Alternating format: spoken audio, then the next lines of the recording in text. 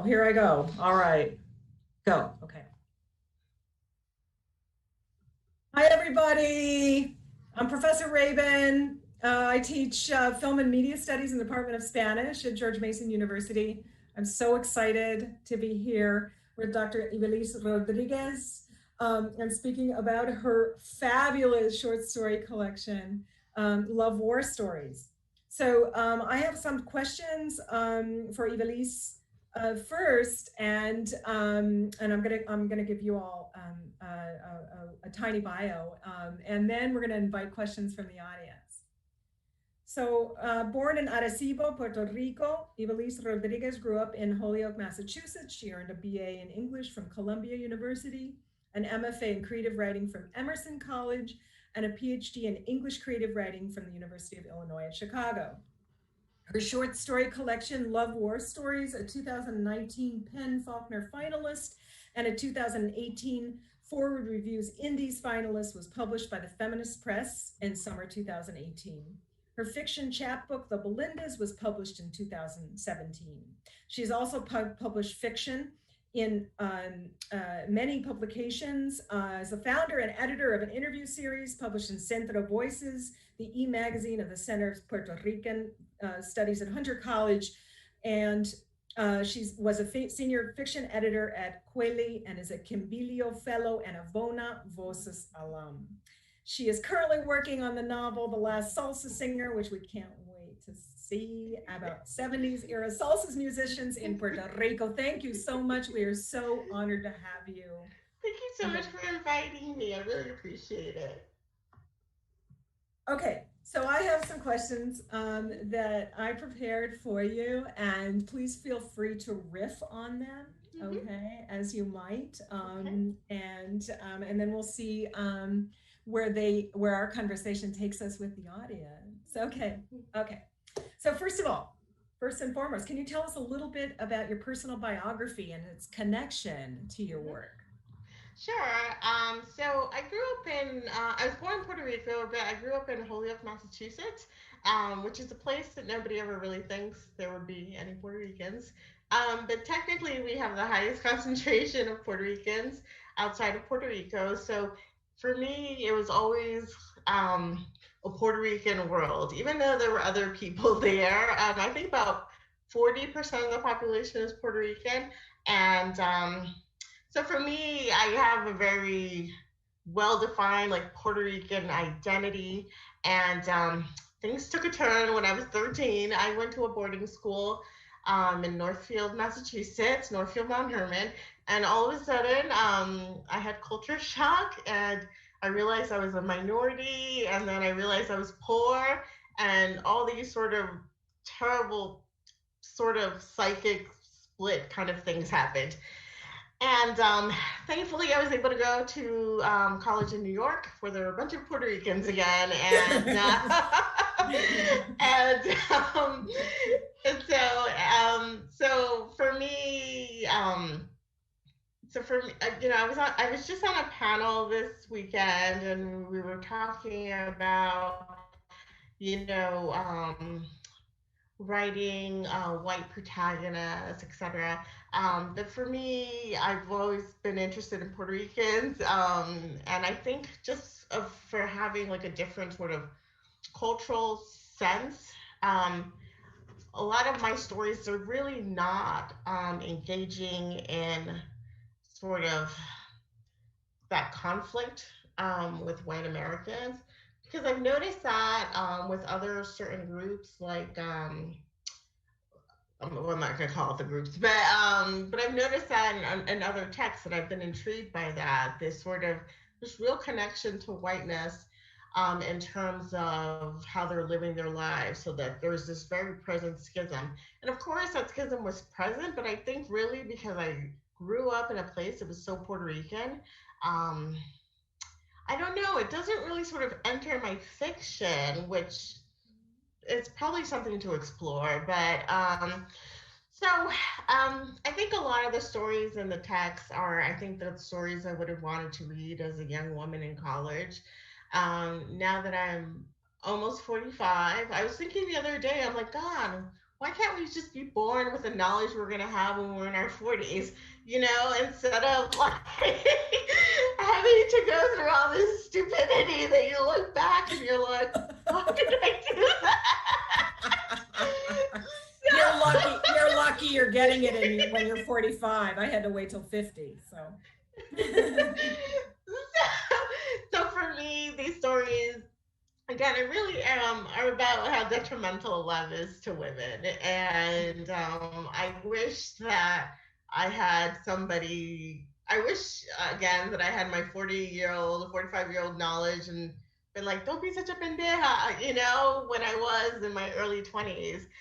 Um, so so that's part of the book that I'm writing is the book that I wish I had had as a young woman in college. I'm also writing a book that really kind of explores this schism where, and it's not just Puerto Ricans. I've seen this in other Latinx communities where there's this there's this narrative that's pushed on young women, which is you have to get married and blah blah blah. But then there's this other equally present narrative, which is men are socios, you can't trust them. And so I'm like, I don't know how these two things are supposed to connect and why that would sort of, make getting married appealing if you're just telling us that men sort of cheat and are terrible, etc. So there are these dual narratives that come at us, which really are very contradictory. And it seems like we're just supposed to sort of go on and engage in heterosexuality, even though this narrative makes no sense. So there's that part. And then, well, I'll leave it at that. I think those are just some of the things that, the book concerns itself with. Oh my gosh. I mean, and it's absolutely crystal clear. And for those of the audience that haven't read Ivelisse's short stories yet, I'm sure now that you certainly want to. Okay. So sort of segueing with the maneuvering and strategizing and surviving, struggling through these dual narratives. Um, um, uh, did that inform your title, the framing of love war stories, as well as romance itself as a battlefield? Yes, absolutely. Because I don't see one without the other. And so I remember where I grew up, it was very sort of violence. There was a lot of violence in the home and outside of the home.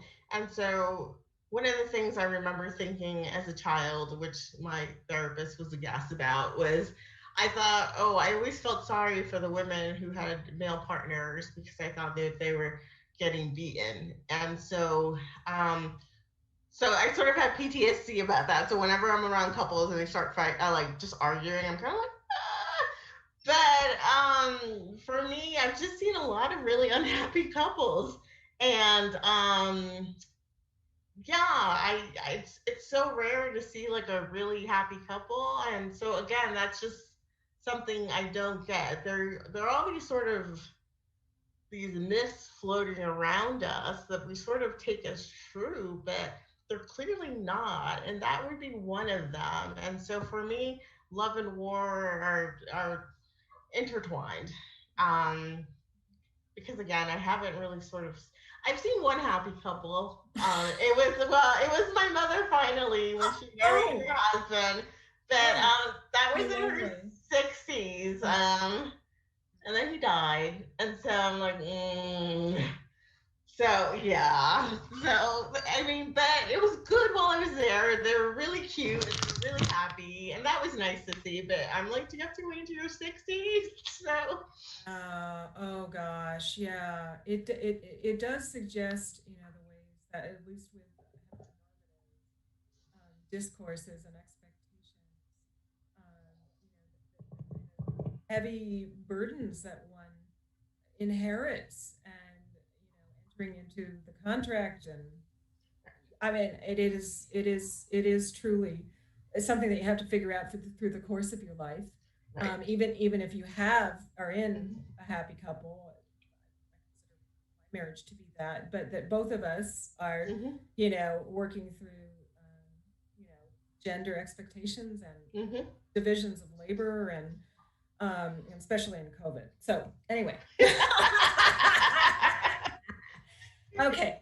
So let's see. I, one of the and I mentioned before we started with publicly, so I'll Mm-hmm. let the audience know that I was so drawn to Dr. Rodriguez's work, and in many ways, but it resonated so deeply with my reading of the Jewish American New York writer Grace Paley that I read at the age of 18 in college. Enormous changes at the last minute. And I get kind of teary thinking about here you're the resonance, the kind of karma. So but and I think that in part it's language, in part it's the understatement of it, compactness, the poetry of it, the vernacular of the characters. Oh my gosh. And but also, and I think that because we have a lot of students that are from Mason. Hey everybody, so glad to have you here. And my beloved colleagues, shout out to you too. That I think that students will be very interested in digging into what you give us as a gift here, that just seamlessly that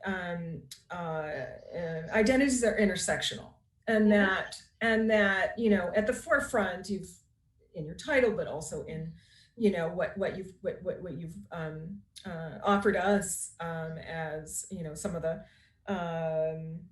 energy that drives your writing about gender and sexuality and expectations. But there's also social class, and there's also ethnic, racial identity, if you will, there, and also locality, which I think that maybe doesn't get enough kind of identity attention. Right. Yeah. So, could you address a little bit of that? I think that students will really enjoy hearing about that.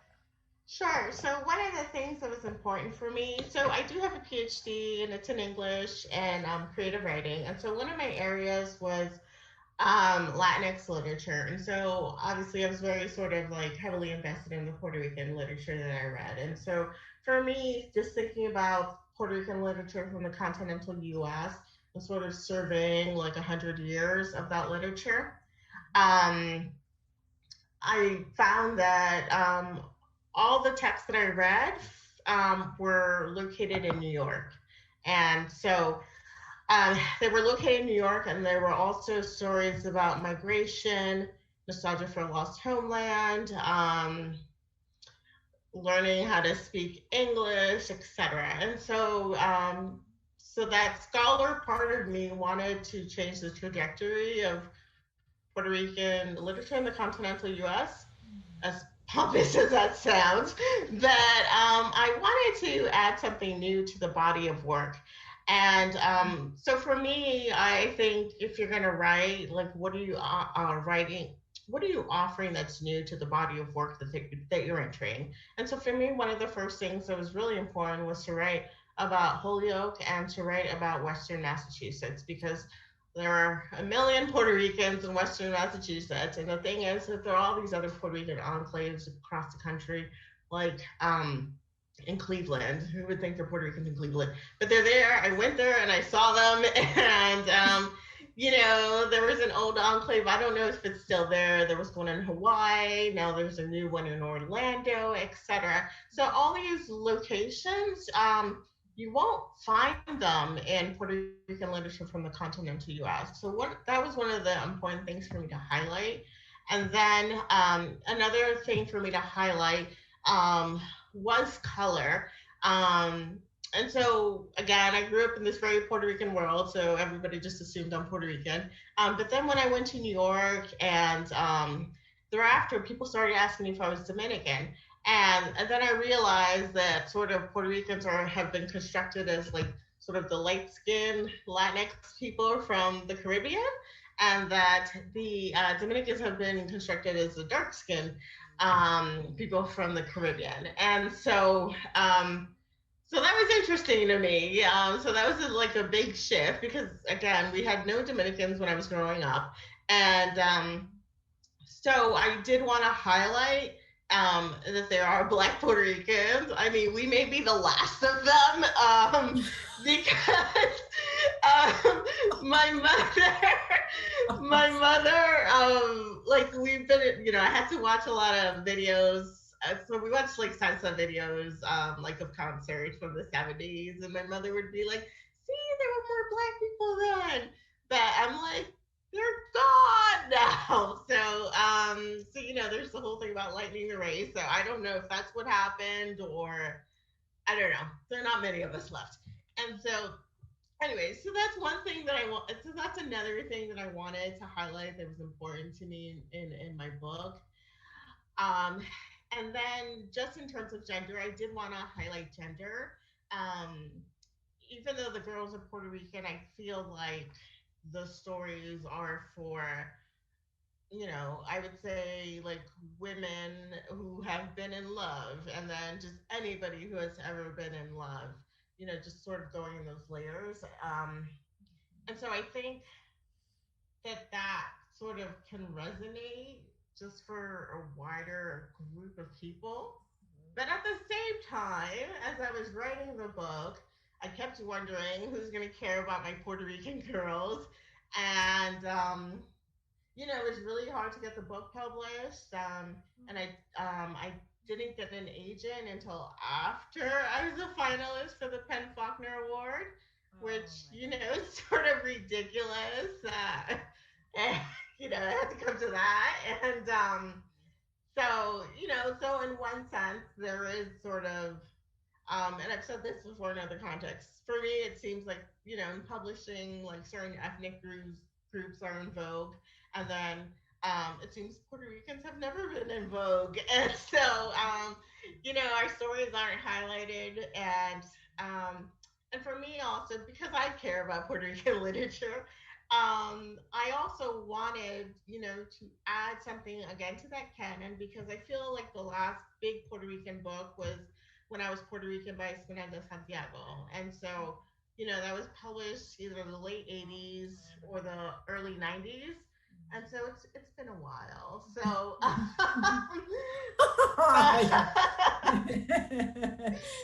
Yeah, wonderful. Yeah, so so you're expanding the canon, adding to the canon, and inspiring others to do so as well. And we thank you so very much.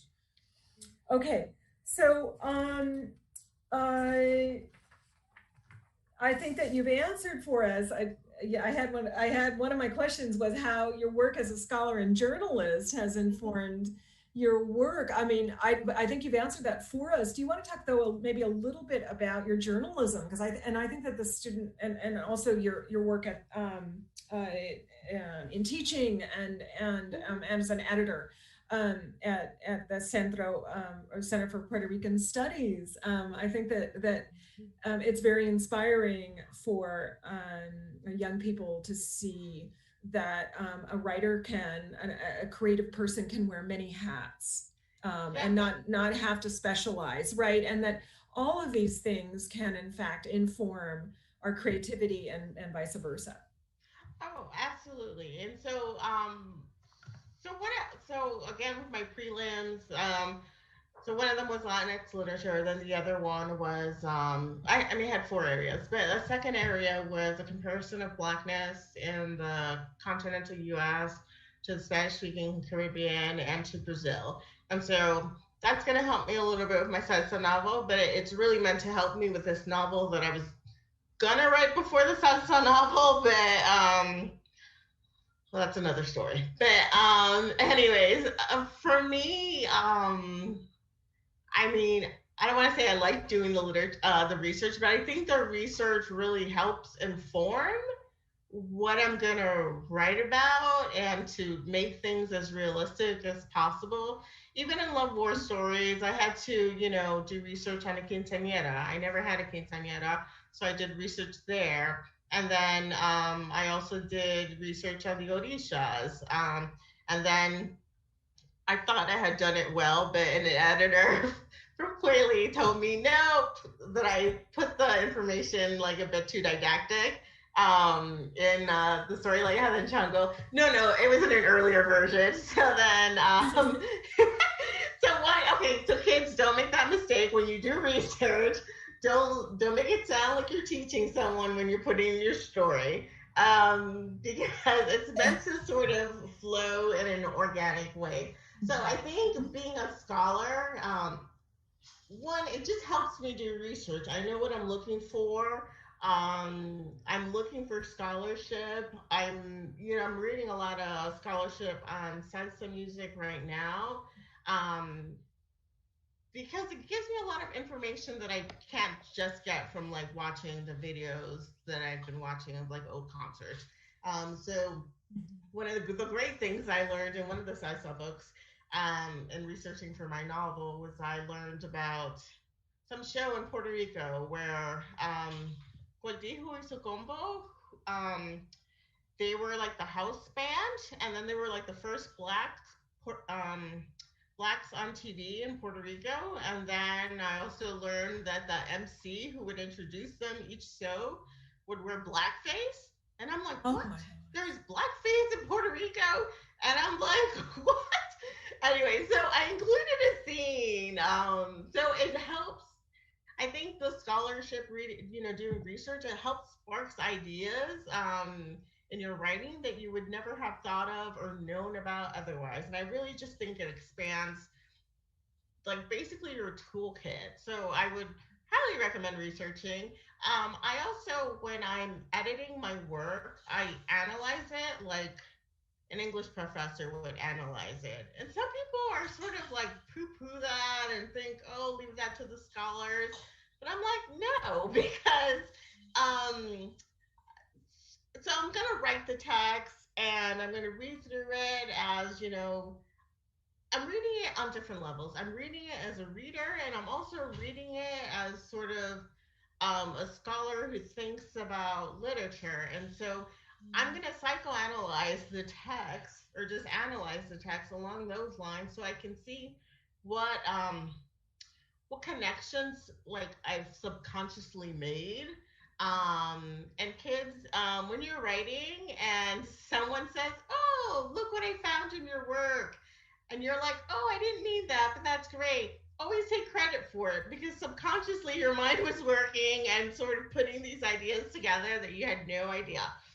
So what I'm doing is I'm looking for those sorts of things when I'm revising my text, when I'm analyzing. I'm looking for what connections I didn't know about, etc. And I'm not going to catch everything, but I'm going to catch a lot, and I feel like it helps me learn more about the book, and it helps me think about whether or not that's the message I want to convey.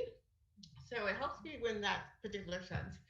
And then the thing with Centro Voices, basically, I didn't work for them, but I basically pitched them. And I was like, hey, I'd love to do this interview series of like contemporary Puerto Rican writers. Okay. Yeah, because Okay. again, I just wanted to see like I just want to shine the spotlight back on Puerto Rican writers Mhm. from the continental U.S. And you know, I haven't done any interviews lately, and I probably won't do any more. But I did a lot, and I met a lot of people. And the first call that went out, like 27 people responded, and I was like, "There's so Oh, many of us." I was like, and absolutely. I was Yeah. like, I didn't know we were out there. And so it was really great on that level. And then I still think about some of the conversations we had, and people were doing such different things. Again, like when I teach Latinx literature and I'm teaching the Puerto Ricans, we usually just go up to Esmeralda Santiago And so again, we just get those narratives of migration, nostalgia, etc. And so by doing these interviews with these contemporary writers, I just learned how they were really pushing beyond, again, what I had assumed was where we just left off. And so it was really great to see that. And I met a lot of great people. So I'm really happy I did that. Oh my God, it's just marvelous. And students and community, please, I encourage you to look at those interviews. I've read some of them, and they're just wonderful. And I imagine you don't have that much time, as you're saying, to do it. But I thought, Right. I hope that perhaps you can inspire others to do that kind of work. I think that it's bringing voice to people that perhaps have not gotten published yet, like sort of, the same trajectory. You have to win a prize Right. before Right. that, then all of a sudden you don't have any time at all, right? Right. Uh, uh, and then just also, touching on the variety, right? The Hmm. variety of voices and contributions, and they are, these journalistic pieces, students, I think that can be so affirming, and they're not going to take so much out of you, that huge bite out of you, like a scholarly essay too. So Hmm. think about that. That's a plug. Okay. So, all right. So now I want to talk about, just speaking of reading as a literary scholar, um, in my Latin American and Latinx literature and English and translation course this semester, we started out by reading Walter Benjamin's very famous essay, The Storyteller.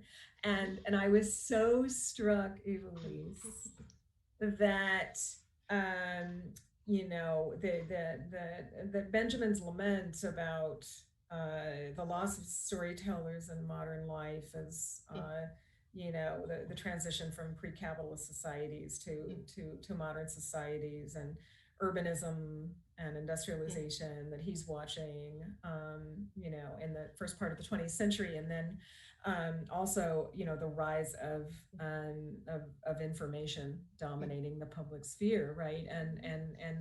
And he tells us, well, we've lost it, but on the other hand, when we see it in writing, then we really know what it is, and that's your work.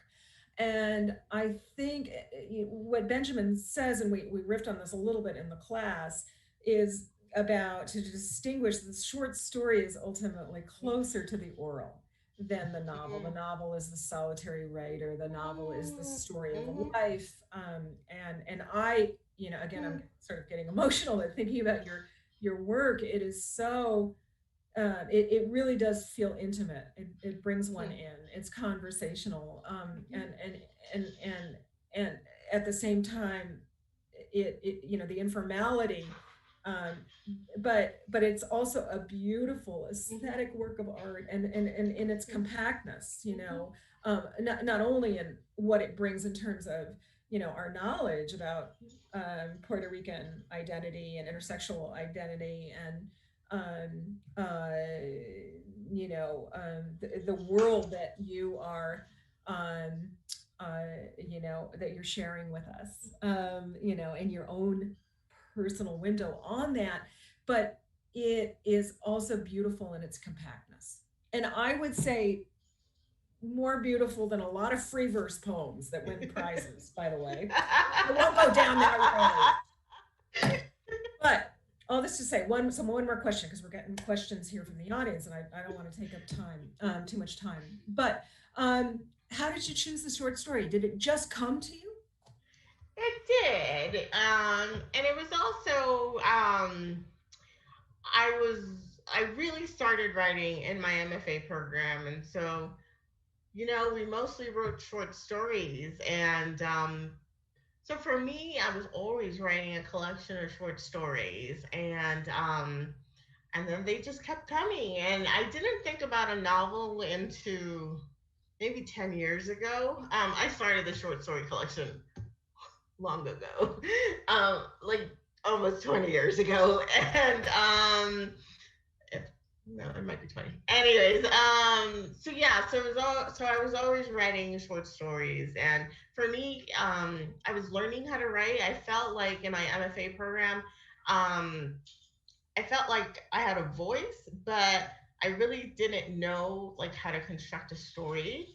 And so I think that's one of the great things that my MFA taught me and my PhD program, where I kept furthering that and really learning sort of how to construct a well-made story. And and I think you learn other great things in MFA programs. You learn how to take criticism, among other things. But yeah, so they were always short stories to me. And I think one of the things that I appreciate about the collection is how distinct the stories sound from each other. I think they're collections where the voice sounds the same, which I don't think is problematic at all. I've loved collections like that. But I think one of the things about my book is I'm like, when I reread it myself as a reader, I'm like, oh, the voices are so different from each other. And so I find that interesting,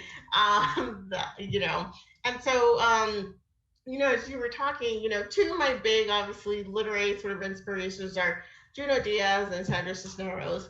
I think they would sort of be the ones I think that you see in the text more, but I also have a great love for Victorian literature. And part of it is that Victorian literature, at least, the texts I've read, are really focused on this very sort of everyday life. There's no big plot twist. There's no sort of murder coming at the end. And so one of the things that I think is most difficult in writing is really sort of making the everyday compelling. And for me, what I'm interested in reading stories about people, not where like a peacock shows up in the middle of the story, but we're reading that too this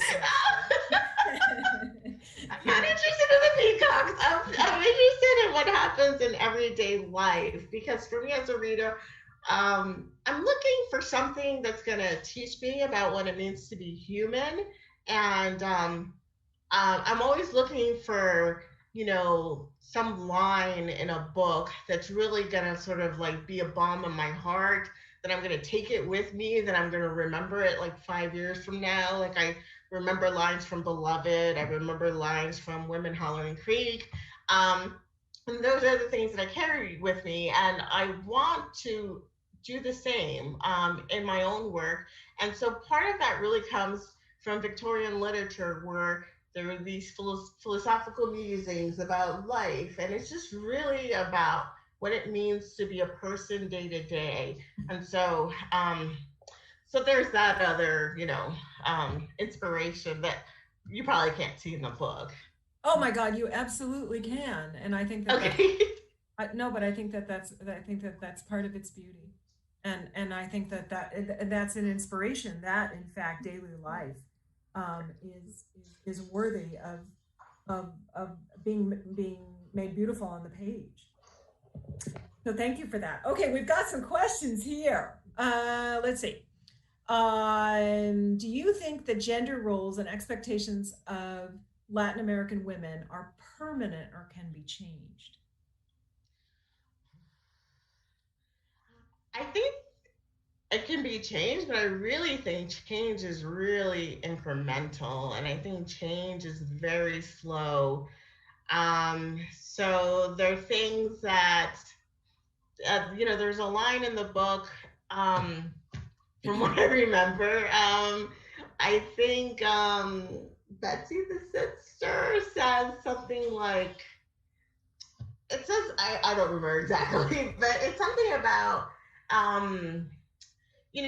they can't also do the revolution. So I think about like when I was in gender studies classes, and as grad students will be like, this is problematic because, but it, like, I remember it wasn't in grad school, it was in undergrad. We were reading the Lays of Marie de France, and people were like, oh, it doesn't go far enough. And I'm sort of like, I mean, come on, we can't have a whole revolution. So I think that when we look back through like, text about gender, you're going to see, or, queer theory or any sort of theory, people are adding little pieces to sort of like the big revolution that's coming. And I mean, I think those gender roles can be changed eventually, but it's very piecemeal, it's very slow. And I think that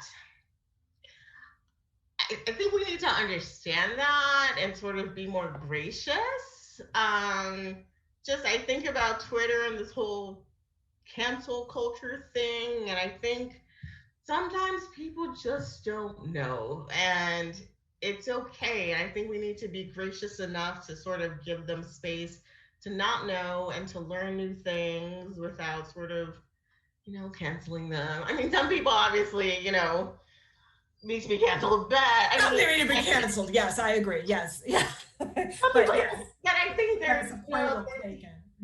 but yeah, it's just I see sometimes people react to certain things, and I'm sort of like, we all need to learn. Nobody's perfect here. We're all gonna make mistakes, and so. Anyways, that was a tangent. I'm sorry. No, no, I know. On the contrary, Ivelisse, I think that was completely aligned because it really is a kind of a sense of it's a long revolution. Yep. Mm-hmm. Yeah. Okay. Audience question. Which was the most difficult story or character to write and why? The most difficult story was the Belindas. And so I really, so if you haven't read the story, The Belindas, it's about a girl who gains a lot of weight after she's been in an abusive relationship. So she's sort of created a new self to be in, to sort of a new protective self to be in. And for me, that was the most difficult story because, you know, when you're writing about something that's tragic, you don't want to like end up in melodrama land. And I will say this to any burgeoning writer is I write crap for a long time. And I just write whatever comes to my mind and I will clean it up later. And so, with a lot of the scenes, it's just a mess. It's bad writing, and then it's almost like you're sort of like carving little by little, and you're getting the words right, and it's almost like if you were looking like I don't know at a sort of watch through what I don't know what those are called, those lenses. Mm-hmm. It's sort of like that. You're just focusing on these small details, and like your focus has to be very narrow. um anyway, so that's part of why it was a difficult story to write, and then also you have to sit in it. So when I'm having a challenge with writing something, I will sit there with my eyes closed, I will imagine it. And so you have to sit there in the trauma and the abuse, and yes, so you have to sit in the trauma. That's very difficult. Yeah, and also it's a very long story. It's the longest story in the book, and it originally was maybe like 40 pages. I think so. I did cut it down some for the book. So it needed space, and then it sort of shrunk a little bit. Anyways, it was the most difficult story, and so, and I think it's the last story I wrote, and so for me also, it showed sort of my development as a writer. Like I felt very sort of accomplished writing this story. But then what pisses me off is that a lot of people love the story Summer of Nene, which is a great story, but it came out like in 2 sittings, and so I didn't work really hard for it. Like it sort of just came through me. Mm-hmm. And the Belindas, I labored and labored over it. So yeah, okay. Wow. Okay. Well, yeah, for those of you who haven't read the Belindas, all right, I think that some of our students have, because my colleague Ricardo Vivancos Perez assigned the Summer of Nene in his class, yay! And but the Belindas is available, I believe, right, as a chapbook. Yeah, Um, yeah. it's in the book too. It's in the book. You can just Okay. buy In the book, it. of course, yes. Okay. Okay. Awesome. Okay, here we got we got a lot of questions. Yahoo! As a member of the Puerto Rican diaspora, how do you think yourself and others can impact the island for the better? And a second part of it, what is your favorite piece of Puerto Rican literature? Oh gosh, there's so much. Yeah. It's weird. Like I love Puerto Rico. I've been there, and if you haven't been there, it's a great place, and I'm not biased. But it's really an It amazing is. place. Yeah. But I think about there's a book by Cuban American scholar Jorge Duane, and he talks about the Puerto Rican nation on the move, and so he talks about basically how this idea that a nation needs to be deterritorialized in the case of Puerto Ricans because there are more Puerto Ricans that live in the continental US um, than in Puerto Rico. And so um, I feel like my community is here in this deterritorialized nation. I don't necessarily feel American. I always feel Puerto Rican, but it's Puerto Rican in this particular context, which I think is just as valid as being Puerto Rican on the island. I don't think that that identity on the island should usurp our identity in the continental US. Um, so so I don't know because just because I feel like I'm not necessarily connected to that community on the island specifically. So I see me sort of I think doing more good for the um, Puerto Rican community here in the continental US. But I will say, I'm the first Puerto Rican who was ever a finalist for the Faulkner Prize. So if Wow. Puerto Rico wants to Yes. play me on that, they can. Oh, yes. Yes, absolutely. Well, I think that maybe we've got to get you on a book tour there or a virtual Yeah. one, right? Well, I know. I wish it was translated into Spanish. Oh, well, okay. Hey, now that's something we could maybe do over here at George Mason. We'll talk about that. Okay. Thank you so much. Okay, so we got one more question here. Are you exploring women salsa singers? Excuse me. Are you exploring women salsa singers in your novel? Oh wait, the last person asked my Oh, favorite yeah. piece. Um, I don't know if it's my favorite, but it's the one that stays with me forever because it's the first Puerto Rican piece of literature I ever read, which is Down These Main Streets by Perry Thomas. And I Yes. know it's a first for many other people too. So we all collectively can share in that first experience of Puerto Rican literature through Perry Thomas. I actually am not writing about women. I'm writing about men. Um, and because I do think sci-fi is so gendered, and for me, I always look at there's this iconic poster from the Final All Stars, and there are about like 24 men, and then there's one woman, Celia Cruz, out in front, and you know whenever you see a salsa band, it's so many men, etc.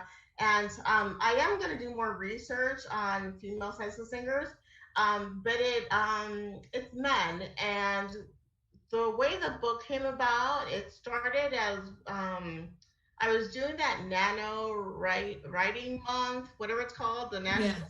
Okay, it's in November, and so uh, the boys came to me again. Richie, I guess your boys are coming to me. The girls don't want to come so easily. So he showed up, and he's the saxophone player in the salsa band. And so I'll just tell you about the book. And Absolutely.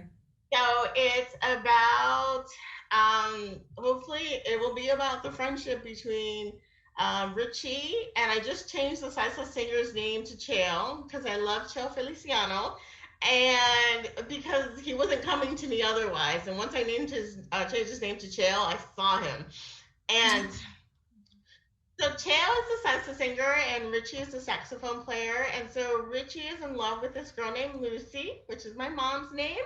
So I'm giving her a little shout out. So, so Richie's in love with Lucy, and Lucy becomes pregnant by somebody else. And then Richie sort of thinks this is his moment to sort of change the narrative of their love story and sort of be a hero instead of the sort of the pursuer. And so he decides he's gonna take care of Lucy. And so Chael is appalled by this. And so Chael and the rest of the band sing a song called La Palomita. And the song makes fun of Richie and Lucy's love story. And Richie's, on stage while they're playing it. And he's, embarrassed. And Lucy's in the audience. And, she knows that the song is meant to embarrass, etc. And so she leaves and goes to New York and doesn't come back. And but what happens in the book is that it becomes their most famous song. So they're forced to play it over and over again. Oh, And oh. then it's salsa music, and the musicians have nicknames. So then Chael's nickname becomes El Palomito. And so it becomes the song that's sort of intertwined with him. And so in this way, she sort of usurps their sort of really sort of sexist narrative that we put out for her. And so that was another thing too, because when I first started writing it, it just seemed really sexist, and I'm like, I can't write a sexist book. And so I spent a lot of time with Lucy, and then her voice came out, and she's great, but she's trying to take over the book, and Lucy cannot take over the book because I want it to be about friendship. So Okay, okay, okay. About friendship, yes, and about male friendship and yep, mm-hmm. competition and homosexuality and Yes, all yes. of those wonderful things too. Okay, so oh my gosh, you've really wet our whistle. Yeah, we'll be looking for that. Is there a chance that there'll be a short story coming out of that that we can maybe kind of like use? Yeah. There are two excerpts. One was published in Obsidian. Okay. I think it was a couple years ago, and then there was an excerpt published in Label Me Latina. It's an online like scholarly journal, so you should be able to find that one easily. Okay. Okay. All right. This is just wonderful. Well, Ivelisse, I mean, this has been truly one of the best moments in the past 9 months, I can say for myself. And absolutely, this is one of COVID's silver linings is the opportunity to be able to speak with you and your generosity and inviting all of our community here in Northern Virginia. And I know this isn't going to be the end of the conversation, either between you and me or between my students and you and and my students and myself about you and your work. So thank you so very much, and I'm really looking forward to continuing our conversation. Yes, I would love that. I would love Okay. that. Thank you All so right. much for the invitation. I appreciate it. It's just been a beautiful evening. Thank you so much.